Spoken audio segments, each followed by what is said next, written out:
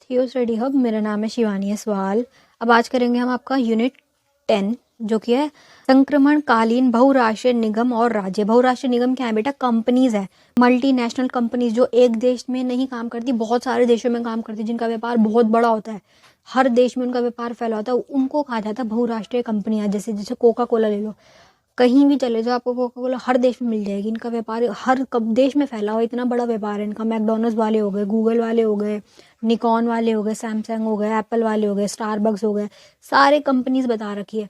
ये सारे कौन से बहुराष्ट्रीय कंपनी जो सिर्फ एक देश तक सीमित नहीं है कि इनका व्यापार एक देश में चल रहा है, इनका व्यापार हर देश में चल रहा है, तो इनको कहा जाता है बहुराष्ट्रीय कंपनियां। अब ये जो मल्टीनेशनल कंपनीज है, इनका फायदा क्या है, नुकसान क्या है, और ये है क्या, खुद इनके बारे में पढ़ना है आपको कि इनसे क्या फायदा हो रहा है, अगर नुकसान भी तो क्या नुकसान हो रहा है। क्योंकि देखो बेटा, एक बात ये है, पहले भी आज से 75 ईयर पीछे ले जाओ, जब हम आज़ाद हुए 1947 के टाइम पे, जो हमारी लड़ाई वड़ाई हुई आज़ादी के लिए, जो स्वतंत्रता संग्राम हुआ, क्यों हुआ? क्योंकि उस समय पर है ना, कौन आए थे? एक ईस्ट इंडियन कंपनी आई थी। अगर आप अब यहाँ से 200 साल पीछे ले जाओ अपने आप को, तो तब आई थी एक कंपनी थी जिसका नाम था ईस्ट इंडिया कंपनी। कंपनी थी, व्यापार करने आई थी, लेकिन क्या किया था उसने? बहुराष्ट्रीय कंपनी थी वो, व्यापार करने आई, बट उसने व्यापार नहीं करा, उसने क्या कर लिया, देश के ऊपर, पूरे के पूरे देश पे ही उसने कब्जा कर लिया। तो यही कि कोई भी ऐसी कंपनी ना आ जाए जो इतनी पावरफुल और हमारे देश पे ही कब्जा कर ले आके। इसके लिए क्या क्या रूल रेगुलेशन बनाए हुए इन्होंने, कैसे किया हुआ है, ये सब पढ़ना, ठीक है। तो ये कि बहुराष्ट्रीय कंपनियां एक ऐसी कंपनियां या उद्यम है, ये क्या है, ऐसी है जो एक से अधिक देशों में फैली रहती है, कि इनका व्यापार सिर्फ एक देश तक नहीं है, फैला हुआ है जिनका व्यापार, तथा जिसका उत्पादन तथा सेवा उस देश के बाहर भी हो, कि इनका इतना बड़ा व्यापार है कि देश से बाहर भी ये व्यापार कर रहे हैं, एक से ज़्यादा देशों में कर रहे हैं, जिसमें वह जन्म लेती है। अन्य शब्दों में बहुराष्ट्रीय निगम से अभिप्राय उन विशाल अल्पाधारित कंपनियों से है। बहुराष्ट्रीय कंपनियों निगम के संगठन है जो अपने देश की तुलना में एक या एक से अधिक देशों में वस्तुओं और सेवाओं का उत्पादन नियंत्रण करती है। ये अपने देश में कर रही है प्लस बाहर के देशों में कर रही है, यही है बहुराष्ट्रीय निगम का बढ़ता प्रभाव और संप्रभुत्व व हानि। अब ये क्या बोला कि जो ये बढ़ रहा है प्रभाव इनका, मल्टीनेशनल कंपनीज का, जो हमारे देश की संप्रभुत्ता है, हमारे देश है जो, हमारे पास जो पावर है हमारे देश की, उसमें क्या इंटरफेयर कर रहे हैं, हानि क्या होगी इससे। तो ये कह रहे हैं कि पीटर विलियम्स ने बहुराष्ट्रीय निगम को सहित राष्ट्रीय परियायकर्ताओं के व्यापार में हाल ही में अध्ययन किया है। इसमें उन्होंने उन आधारों को बताया जिसके कारण राज्य अपनी संप्रभुता को बनाए रखने में असमर्थ दिखाई देते हैं। इन आधारों को समझ के नीचे इसलिए दिया जा रहा है ताकि आप बहुराष्ट्रीय निगमों के प्रतीक और उसके विस्तार को समझ सके। ये निगम अपने बहुराष्ट्रीय भविष्य को विस्तार देने के लिए राज्य की सीमा शक्ति के उपमार्गिक प्रक्रियात्मक द्वारा नष्ट करने के प्रयास में लगे हुए हैं। तो बेटा ये क्या बोल रहा है, आसान भाषा में समझाती हूँ। बुक की लैंग्वेज तो देखो ना के बराबर है, बच्चा बुक पढ़ ही नहीं सकता। एक तो उन्होंने इतनी मिस्टेक कर रखी है बुक के अंदर, आधा मिसप्रिंट हो रखा है, कुछ ना कुछ ऐसे हैं, बड़ा बेकार बुकें बनाई है इग्नू वालों ने, बात सच्चाई। अब देखो क्या कह रहे हैं, हानियां क्या क्या होंगी। देखो कंपनीज को फायदा होता है, कंपनीज अगर यहाँ आती है तो हमें टैक्स तो मिल रहा है, हमारा क्या फायदा, हम क्यों इनको यहाँ बुला रहे हैं, हमको टैक्स मिल रहा है, हमारी जो सरकार है उसको टैक्स मिल रहा है। लेकिन क्या है, इनका ज़्यादा फायदा होता है, मेन ज़्यादा, मान लो रेशो अगर चल रहा है तो 70-30 का चल रहा है, 30% टैक्स दे रहे, 70% खुद रख रहे हैं, तो हमें कम फायदा होता है, इनको ज़्यादा फायदा होता है। नीति निर्धारण करते समय क्या है, जो हमने रूल्स रेगुलेशन बनाए हैं, कि अगर कोई बहुत बड़ी मल्टीनेशनल कंपनी है तो रूल्स की ना अनदेखी भी करती है ना, कि वो रूल्स नहीं मान रहे ढंग से।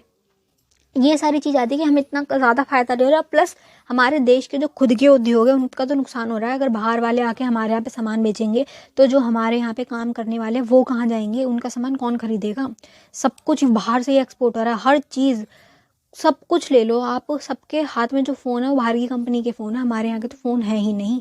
सैमसंग के सारे फ़ोन चाइना वालों के हैं, सैमसंग हो गया, एप्पल वाले अमेरिका का ब्रांड हो गया, सबके पास ही ये फ़ोन है, सैमसंग के फ़ोन है, एप्पल के फ़ोन है, किसके पास इंडिया के फ़ोन है, इंडिया की तो कोई कंपनी का फ़ोन है ही नहीं किसी के हाथ में। एप्पल और सैमसंग चल रहा है, और ये जो वीवो ओप्पो वगैरह अलग अलग कंपनीज है ये चाइना वालों की सारी। तो ये कि सारा सामान ए टू जेड तुम ले लो, आपके घर में खुद में देखो मेड इन चाइना, बाहर का ही सब कुछ आ रहा है, जिससे फ़ायदा उनको हो रहा है ना, हमारा थोड़ी ना हो रहा है।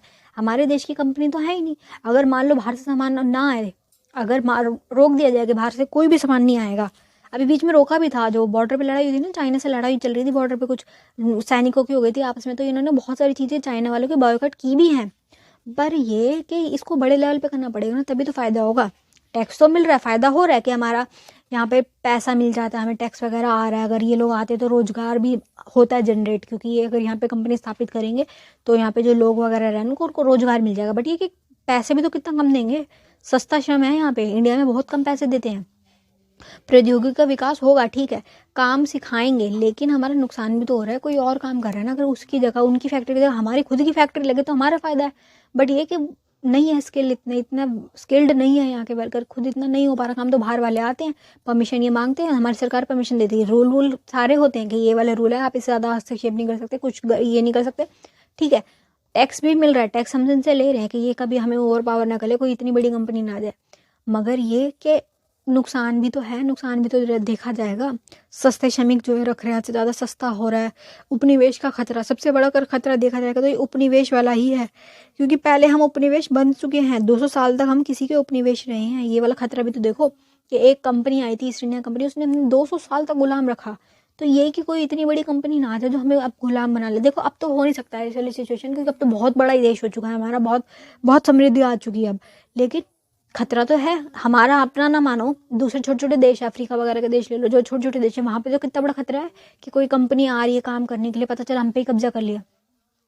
अगर उस देश से भी बड़ी कंपनी है, इतनी अमीर कंपनी, तो पक्का वो कहीं ना कहीं सांस्कृतिक रूप से, कल्चर से, लाइफ स्टाइल से पावर करती है, ओवरकम कर लेती है, ठीक है।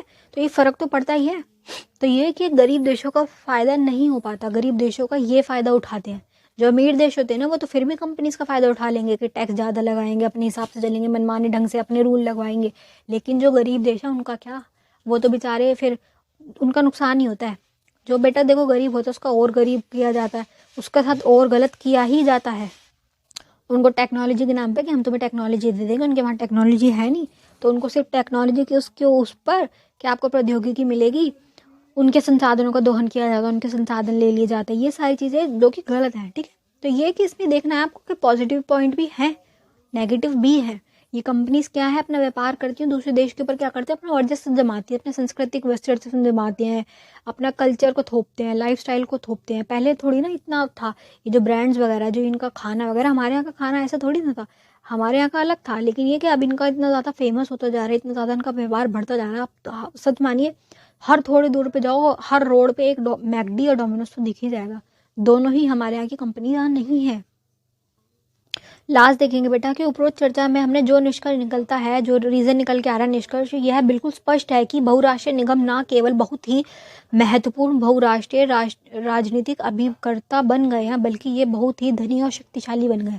देखो पावरफुल वो होते जा रहे हैं, होते जा रहे हैं, पहले भी पावरफुल थे, अब और होते जा रहे हैं। तो ये क्या बोल रहा है, आज के विश्व में होने वाले परिणामों पर विशेष दबाव डालकर उसे प्रभावित भी कर सकते हैं। अब देखो इतने अगर पावरफुल है तो ये दबाव भी डाल सकते हैं, प्रभावित भी कर सकते हैं। यद्यपि मेजबान देश, मूल देश या गृह देश के और फॉर्म के बीच अंतर निर्भरता संशय शमित करके बहुराष्ट्रीय निगम ने भविष्य के विवादों को पैदा करके और भूमंडलीकरण नेटवर्क को तैयार किया है। भूमंडलीकरण क्या, ग्लोबलाइजेशन बढ़ती जा रही है, जिससे क्या है इनका काम बढ़ता जा रहा है, ताकि यह अन्य लोगों को भ्रमित करके, उनको क्या धोखे में डाल के, उनको भ्रमित करके अनुकूल लाभ कमा सके। गलत तरीके से, गलत स्ट्रैटेजीज अपना के अपना लाभ कमाने में, सिर्फ यही, ठीक है, भ्रमित करके लोगों को। इसके साथ यह भी एक सत्य है कि कुछ ही ऐसे देश हैं जो अंतर्राष्ट्रीय निवेश का प्रतिरोध अथवा मना करते हैं। देखो कोई भी देश हो, ये अंतर्राष्ट्रीय जो निवेश है उसको बहुत कम देश ही होंगे जो मना कर रहे होंगे, सब इनको आने देते हैं, क्योंकि फ़ायदा तो देखो देश को मिला, हमें टैक्स मिल जाता है। तो यही बोलेंगे धीरे धीरे धीरे ये जो बहुराष्ट्रीय निगम है ये शक्तिशाली बनते जा रहे हैं, ठीक है, यही इसमें बताया गया है। बाकी इससे ज़्यादा कुछ नहीं है इस चैप्टर में। मेन बहुराष्ट्रीय कंपनी क्या है, नुकसान और फ़ायदे, ये दोनों आपको इसमें बताने हैं, ठीक है। सकारात्मक तथ्य तथा नकारात्मक तथ्य दोनों ही आपको इसमें इंक्लूड करने हैं, उनके बारे में पूरा डीप में बताना है। चलिए, best of luck for your exam. किसी को कुछ ना समझ आ रहा तो आप मुझे कमेंट बॉक्स में पूछ सकते हैं।